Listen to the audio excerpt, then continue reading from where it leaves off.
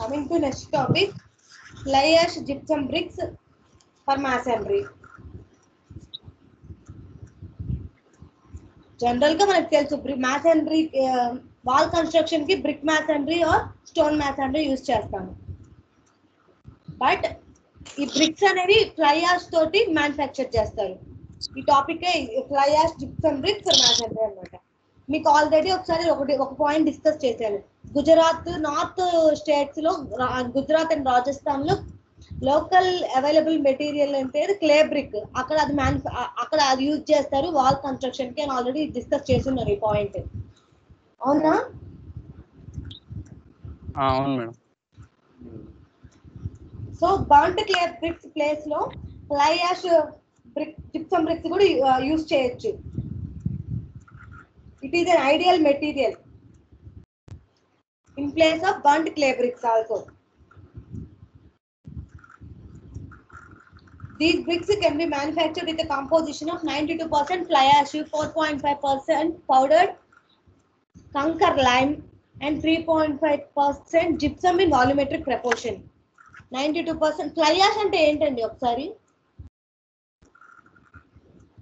బూడిద. అంతే. Powdered కంకర్ lime అంటే మీకు తెలుసు, అది కంకర్ ని అదే మన కంకర రాయి అగ్రిగేట్ ఉంటుంది కదా. లైమ్ అంటే ఆల్రెడీ తెలుసు, సున్నము లైమ్ అంటే. అది అంతా 4.5 ఆ మిక్స్ మొత్తం పౌడర్ ఫామ్ లో 4.5% తీసుకోవాలి అండ్ 3.5% జిప్సమ్. ఇది అంతా ఇదే ప్రపోర్షన్స్ లో తీసుకొని ఆ ఫ్లై యాష్ జిప్సమ్ బ్రిక్స్ అనేవి మ్యానుఫ్యాక్చర్ చేస్తాము. దానికి కంప్రెసివ్ స్ట్రెంత్ ఎంత ఉంటుందంటే 5 to 6 Nm² ఉండాలి.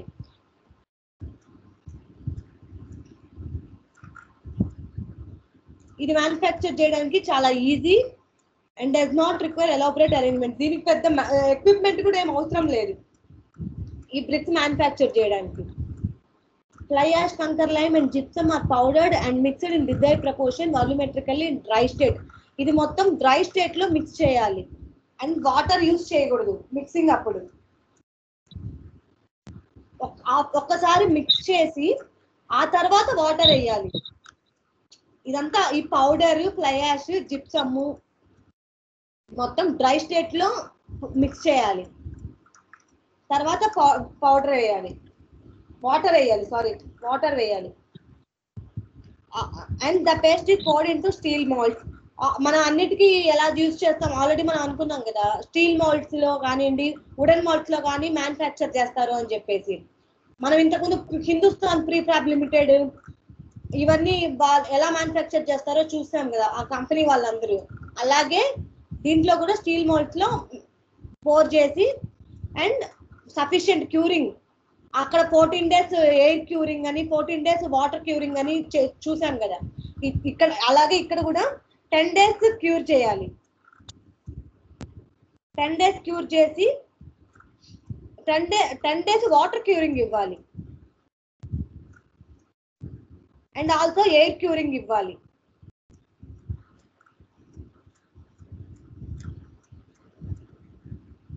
అండ్ ఈ బ్రిక్స్ కి ఉన్న స్పెషాలిటీ ఏంటంటే మనం నార్మల్ బ్రిక్స్ అనేవి బర్న్ చేస్తాము, ఆఫ్టర్ క్యూరింగ్ బర్న్ చేస్తాము.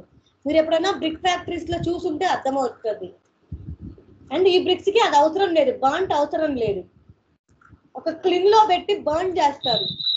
ఐడియా ఉందా మీకు ఏమన్నా? ఇది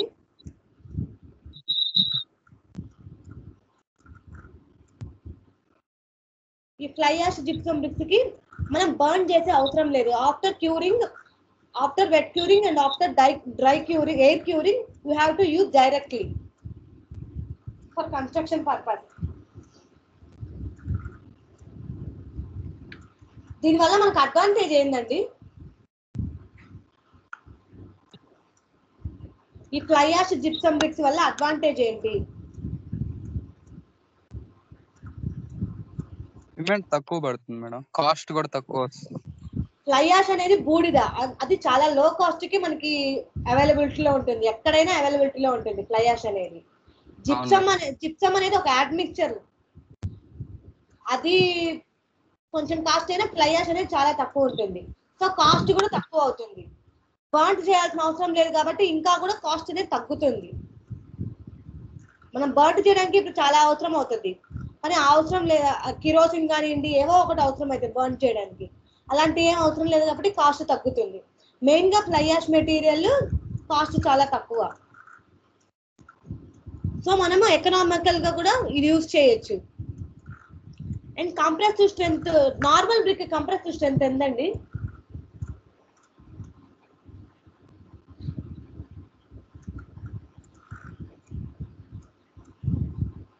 hello, madam normal hello brick madam. Normal brick compressive strength ఎంత?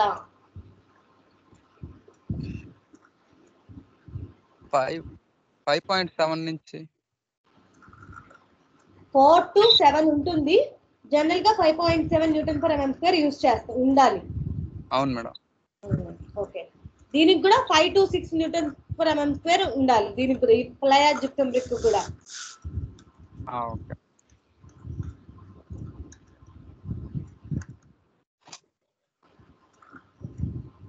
ఈ fly ash gypsum brick use చేసి నెయ్వేలిలో ఎన్బిఓ వాళ్ళు కన్స్ట్రక్ట్ చేశారు.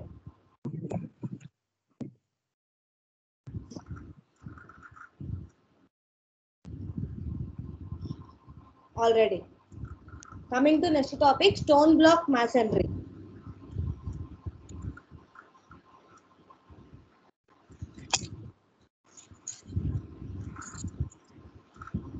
స్టోన్ బ్లాక్ masonry అంటే ఏంటి?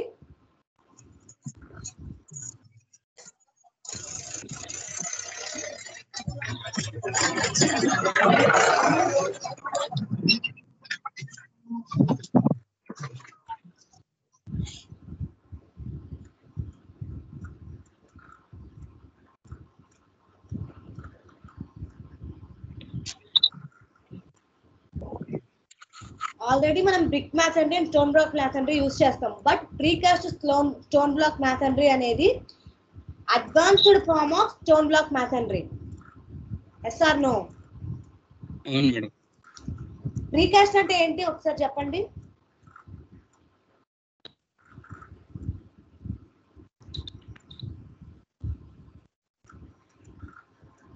హలో,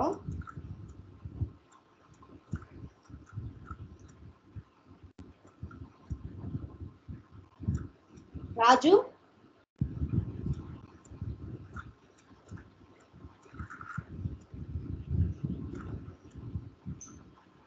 రిమైనింగ్ స్టూడెంట్స్ అసలు ఉన్నారా, వింటున్నారా లేదా?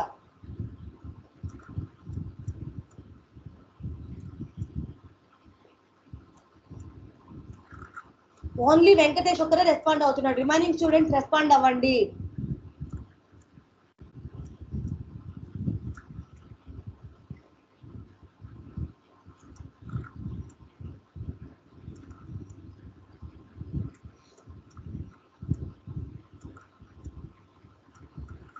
రాజు, శశికాంత్, అప్రోజ్ ఉన్నారా లేరా అసలు మీరు?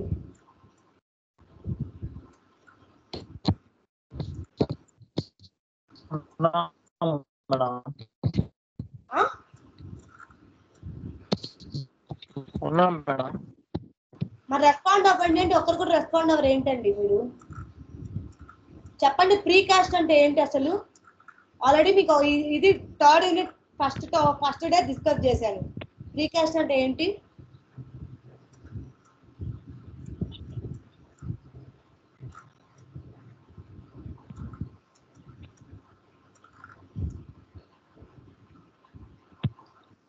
ఐడియా ఉందా లేదా? మళ్ళీ రిపీట్ చేయమంటారా? లేదు మేడం. అందుకే చెప్పేది వినండి వినండి అని.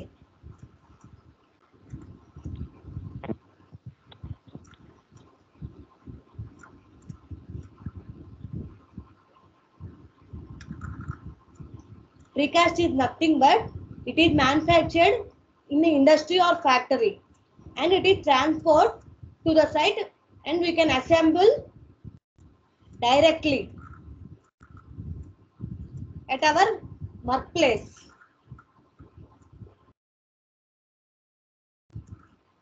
మనం మన సైజుకి తగ్గట్టు వాల్ కానివ్వండి, ఒక స్లాబ్ కానివ్వండి, ఆల్రెడీ ఫ్యాక్టరీలో ఆర్ ఇండస్ట్రీలో మ్యానుఫ్యాక్చర్ మొత్తం చేసేసి ట్రాన్స్పోర్ట్ చేసుకొని డైరెక్ట్ గా మన అసెంబుల్ చేసుకోవడమే మన కన్స్ట్రక్షన్ సైట్ లో. అండ్ మనం ఇక్కడ చేసేది ఏమీ లేదు, అక్కడ సైట్ లో మనం చేసేది ఏమీ ఉండదు. అట్లాంటి ఎలిమెంట్స్ ప్రీకాస్ట్ ఎలిమెంట్స్ అంటారు. ఇప్పటికైనా అర్థమైందా?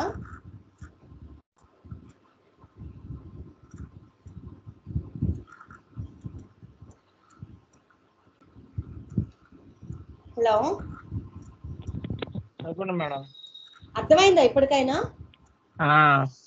ఏంటి చెప్పండి, ఒకసారి రిపీట్ చేయండి నేనేం చెప్పాను. Industrial and transportation of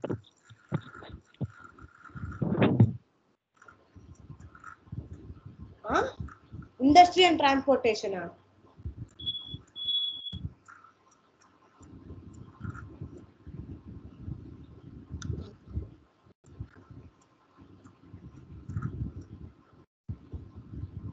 approach చెప్పండి.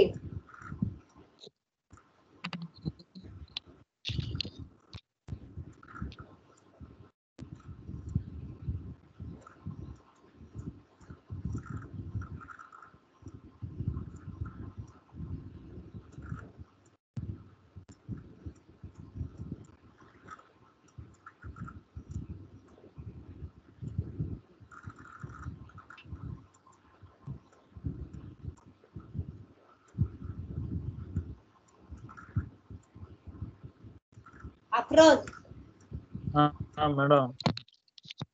ప్రీకాస్ట్ ఎలిమెంట్ అంటే చెప్పాను ఇప్పుడే, జస్ట్ దాని గురించి చెప్పండి. చెప్పేది అర్థం కాలేదు.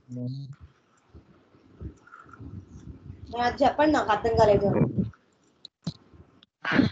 ఇప్పుడు మనకి కావాల్సిన రూఫ్ ఎలిమెంట్ అనుకోండి, రూఫ్ ఎలిమెంట్ కానివ్వండి, ఒక వాల్ ఎలిమెంట్ కానివ్వండి, ఏదైనా కానివ్వండి, మనం వాల్ ఎక్కడ కడతామండి? జనరల్ గా ఇక్కడ మనం సైట్ లో బ్రిక్ పెట్టి దానిపైన మోటార్ వేసి కడతాం కదా, అవునా కాదా? మనం ఎంత హైట్ వరకు కావాలో అంత హైట్ వరకు మనం బ్రిక్స్ మోటారు అక్కడ ప్లేస్ చేసి కన్స్ట్రక్ట్ చేస్తాము. అలా కన్స్ట్రక్ట్ సైట్ లో కాకుండా ఇండస్ట్రీలో కానివ్వండి, ఫ్యాక్టరీలో కానివ్వండి, మన డైమెన్షన్స్ తీసుకొని మనకు కావాల్సిన హైట్ అండ్ విడ్త్ మొత్తం తీసుకొని, లెంత్ అన్ని తీసుకొని ఇండస్ట్రీలో కానీ ఫ్యాక్టరీలో కానీ అక్కడ వాల్ కన్స్ట్రక్ట్ చేసి వాల్ కట్టి క్యూరింగ్ మొత్తం అయిపోయిన తర్వాత జస్ట్ ఇక్కడ తీసుకొచ్చి ఆ ప్లేస్ లో అసెంబుల్ చేసుకుంటాం, ఆ ప్లేస్ లో పెడతాము అంతే. ఇక్కడ ఇంకా కట్టడం అనేది ఉండదు కన్స్ట్రక్షన్ సైట్ లో. ఓకే. ఆల్రెడీ మనం అంటే ప్రీకాస్ట్ అనేది నథింగ్ బట్ రెడీమేడ్. మనం సింపుల్ గా మన యూజువల్ లాంగ్వేజ్ లో రెడీమేడ్ అంటాం దాన్ని. It is a readymade item, మనం ముందుగానే మ్యానుఫ్యాక్చర్ చేసి పెట్టుకుంటాం అది. సో అట్లా ప్రీకాస్ట్ ఎలిమెంట్స్ యూజ్ చేయడం వల్ల టైం సేవ్ అవుతుంది, మనీ సేవ్ అవుతుంది. ఇప్పటికైనా అర్థమైందా? అర్థమైందిరా. మీరు లాస్ట్ క్లాసెస్ అటెండ్ అయ్యారా అసలు? లేదు మేడం. ఇదేనా నా ఫస్ట్ క్లాస్ మీది? ఇదే మేడం. ఇదే మేడం ఫస్ట్ క్లాస్ ఇది మీకు సిహెచ్ సబ్జెక్ట్? ఎందువల్ల అటెండ్ కాలేదు మీరు? Phone problem madam. ఫోన్ ప్రాబ్లమా?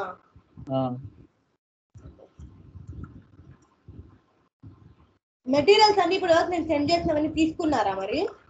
అవి ఓపెన్ కావట్లేదు మేడం, గ్రూప్ లో పెడితే అబ్బాయి నాకు.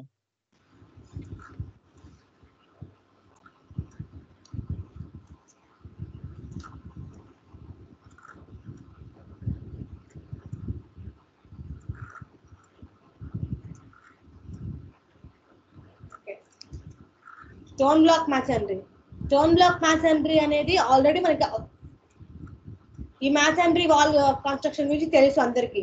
But precast stone block masonry అనేది ఏంటి అంటే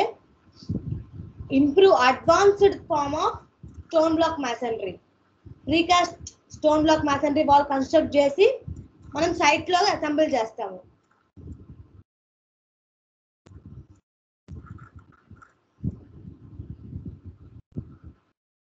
అండ్ ఈ ప్రీకాస్ట్ బ్లాక్స్ మ్యానుఫ్యాక్చర్ చేయడానికి స్కిల్డ్ లేబర్ అవసరం లేదు. ఎక్విప్మెంట్ కూడా స్పెషల్ ఎక్విప్మెంట్ అవసరం లేదు, జనరల్ ఎక్విప్మెంట్ సరిపోతుంది.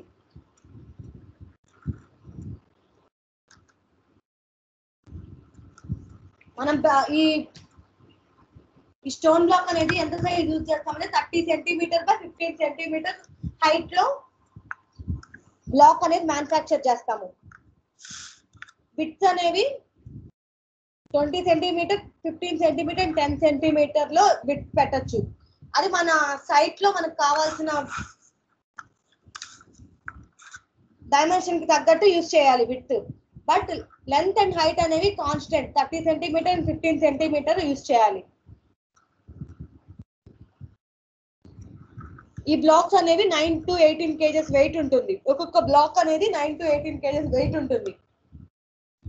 To get a stone texture on the outer face of wall, the blocks are cast so that the bottom face during casting forms the exposed face when laid in a wall.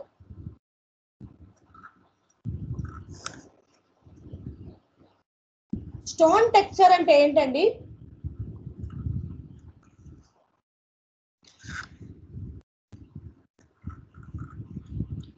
Stone texture is nothing but కొంచెం rough గా ఉంటుంది. ఆ surface అనేది కొంచెం rough గా ఉంటుంది, అంత smooth గా ఉండదు. సో మనకి ఆ టెక్స్చర్ రావాలి అంటే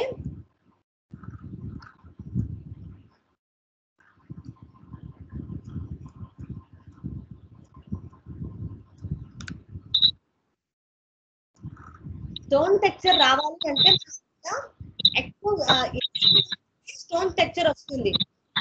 సైడ్ లో స్మూత్ గా ఉంటుంది. The blocks are cast either in individual steel molds of fixed type or split type or gang molds of 6 blocks. These molds are made of 4 mm thick. These blocks are made of 4 mm thick MS sheet and are welded from outside so that internal edges are sharp and free from welding plugs. ఒకసారి ఈ figure చూడండి. ఈ figure లో అర్థమవుతుంది మీకు. ఒక్కొక్క black అనేది manufacture చేయొచ్చు. ఎట్ ఏ టైం 6 బ్లాక్స్ అనేవి మ్యానుఫ్యాక్చర్ చేయొచ్చు. 6 బ్లాక్స్ అనేవి క్యాష్ చేయొచ్చు.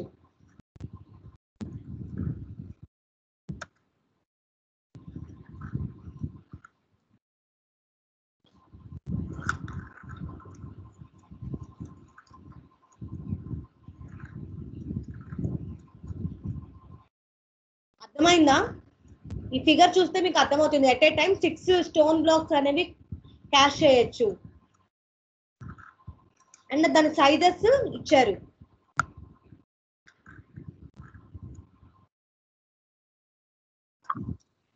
ఒక్కొక్క మౌల్డ్ ఒక్కొక్క బ్లాక్ దగ్గర 4 mm థిక్నెస్ ఉంటుంది పార్టీషన్ కి. అది కూడా మైల్ స్టీల్ షీట్ ఉంటుంది మిడిల్ లో. పార్టీషన్ కి 6 బ్లాక్స్ యొక్క పార్టీషన్ కి మైల్ స్టీల్ షీట్ ఉంటుంది. A smooth level and hot surface is required for casting the blocks. The casting platform may consist of 30 mm thick 1:3:6 cement concrete finished smooth with grease cement. 1:3:6 అంటే ఏ mix proportion అండి అది?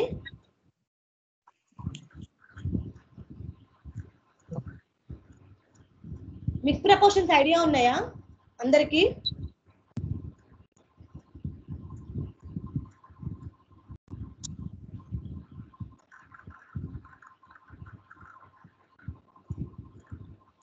ఒక్కళ్ళు కూడా response.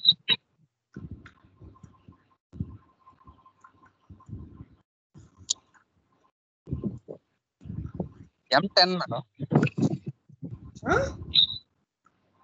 M10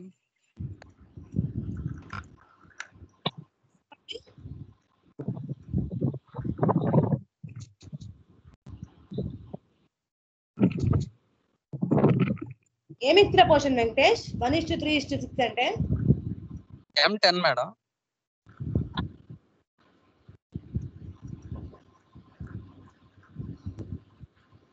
ఒకసారి చూసుకో వెంకటేష్. తర్వాత 1:3:6 madam. ఒకసారి చూసుకో ఒకసారి చూసుకో, తర్వాత చూసుకో ఒకసారి. సరే.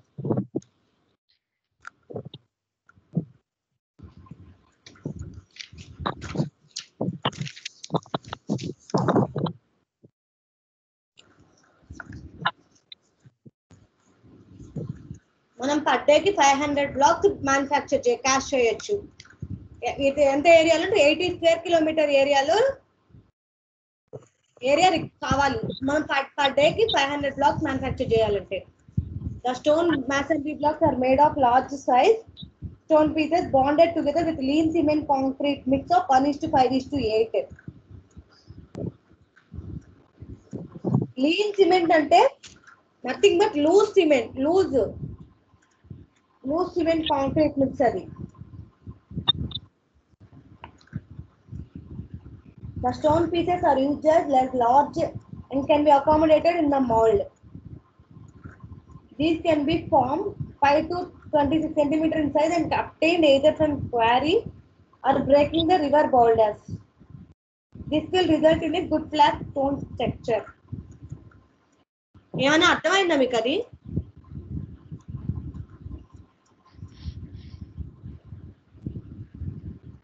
ఈ బ్లాక్స్ ఎలా క్యాష్ చేయాలి అంటే lean cement concrete mix use చేస్తాము. అది కూడా first 1 bag of cement use చేస్తే 5 మనం ఎంత ఏం తీసుకుంటాం, ఐ మీన్ డకారా కానీ అట్లా దేనికైతే తీసుకుంటామో ఏ ట్రే తోటి కానీ మెజర్ చేసుకుంటే, ఒక ట్రే సిమెంట్ తీసుకుంటే 5 ట్రేస్ ఆఫ్ శాండ్ తీసుకోవాలి, 8 trace of aggregate, coarse aggregate, stone aggregate means అదే కోర్స్ అవి తీసుకోవాలి. అది కూడా సైజ్ ఎంత ఉంటుందంటే అగ్రిగేట్ సైజ్ ఎంత అంటే 10 mm అండ్ లెస్ తీసుకోవాలి. దాంతో మిక్స్ చేసి బ్లాక్ అనేది ప్రిపేర్ చేయొచ్చు మనం.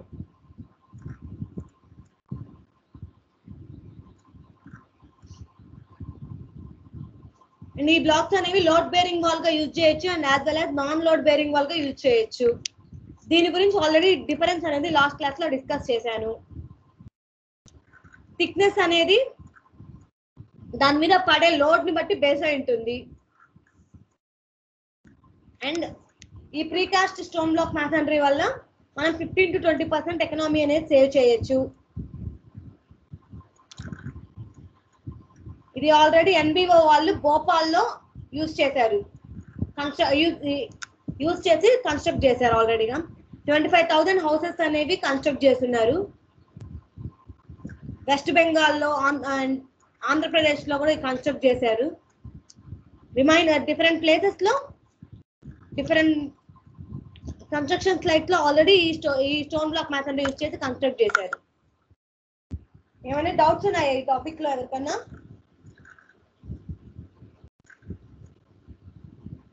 Hello,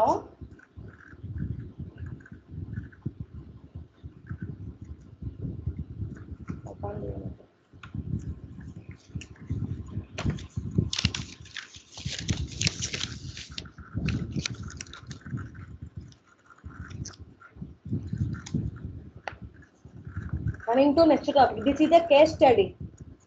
Adoption of precast RC plank joist and joist system for roof or floor in the AIMS project.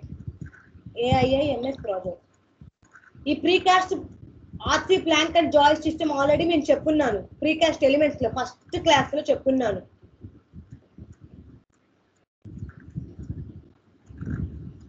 అవునా కాదా? ఈ టాపిక్ గురించి చెప్పానా చెప్పలేదా?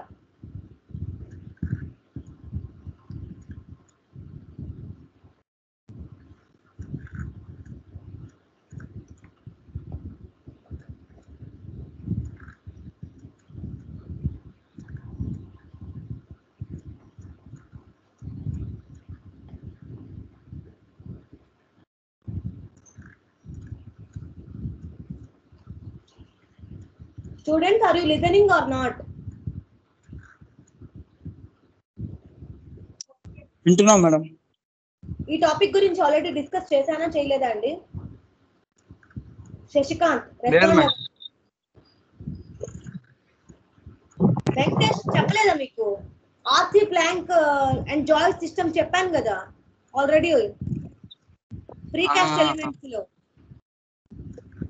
చెప్పారు. ఇది కేస్ స్టడీ. ఒక ప్రాజెక్ట్ నుంచి ఆ సిస్టమ్ యూజ్ చేస్తే ఎలా వస్తుంది రిజల్ట్ అనేది చెప్తున్నారు ఇక్కడ. Okay madam. అక్కడ ఆ సిస్టమ్ గురించి ఎక్స్ప్లెయిన్ చేశారు.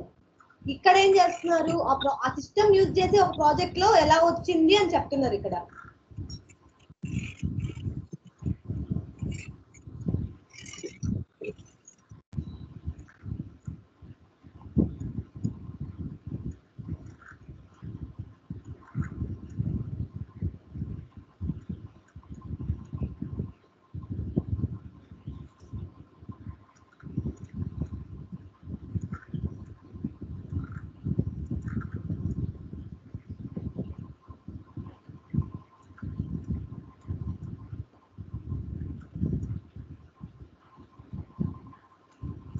ఫస్ట్ మనం ఏదైనా కన్స్ట్రక్ట్ చేయాలి అంటే మనకు ప్లానింగ్ డిజైనింగ్ అనేది చాలా ఇంపార్టెంట్, అది అందరికీ తెలుసు.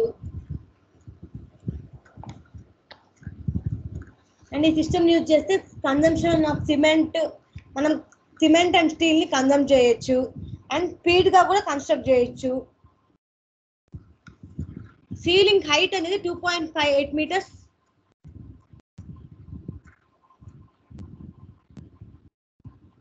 కన్స్ట్రక్ట్ చేయొచ్చు. సీలింగ్ హైట్ అనేది 2.8 మీటర్స్ కంటే తక్కువ కూడా కన్స్ట్రక్ట్ చేయొచ్చు ఈ సిస్టమ్ వల్ల. జనరల్ హైట్, రూఫ్ హైట్ ఎంత అండి? ఫ్లోర్ టు ఫ్లోర్ హైట్ ఎంత ఉంటుంది జనరల్ గా?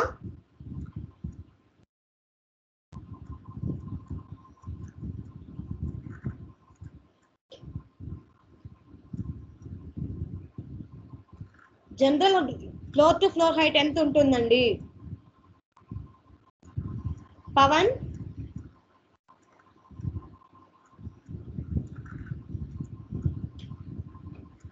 General floor to floor height అనేది 3 మీటర్స్, కానీ ఈ సిస్టమ్ వల్ల 2.8 మీటర్స్ హైట్ కూడా పెట్టొచ్చు మనము.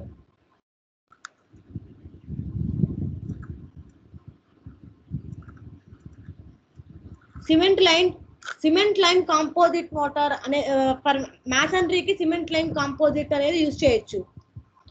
మనం యూజ్ చేసేది జనరల్ మిక్స్ అయితే సిమెంట్ అండ్ శాండ్, బట్ ఇక్కడ లైమ్ యూజ్ చేస్తారు ఈ సిస్టమ్ దగ్గర. అండ్ ఈ పాయింట్స్ అనేవి ఈ ప్రాజెక్ట్ లో మనకి ఫైండ్ అవుట్ చేసి చెప్పారు. ఈ ప్రాజెక్ట్ అనేది ఈ సిస్టమ్ లో ఇలా యూజ్ చేశారు వాళ్ళు. అండ్ యూజ్ చేసి మనకి ఇవి కూడా చేస్తే స్ట్రెంగ్త్ అండ్ స్టెబిలిటీ ఉంటుంది అని చెప్పి వాళ్ళు ఇన్నోవేట్ చేసి మనకి చెప్పారు.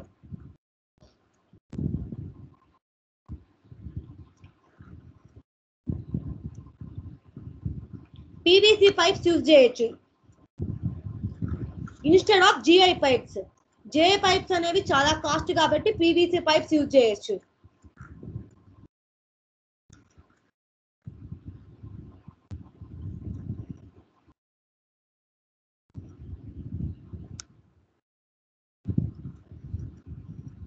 ఒకసారి ప్లాన్ చూడండి.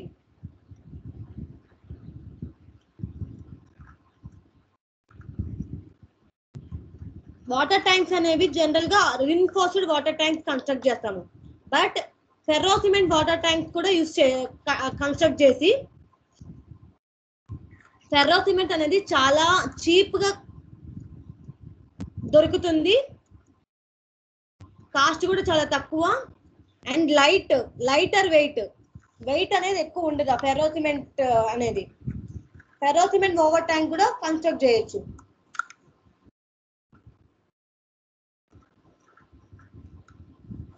అసెస్మెంట్ ఆఫ్ సేవింగ్స్, మనం ఎంతెంత సేవ్ చేయొచ్చు ఈ మొత్తం ఇప్పుడు జనరల్ గా మీకు అర్థమై ఉండాలి, ఈ యూనిట్ మొత్తానికి అర్థమై ఉంటుంది మీకు ఆల్రెడీగా.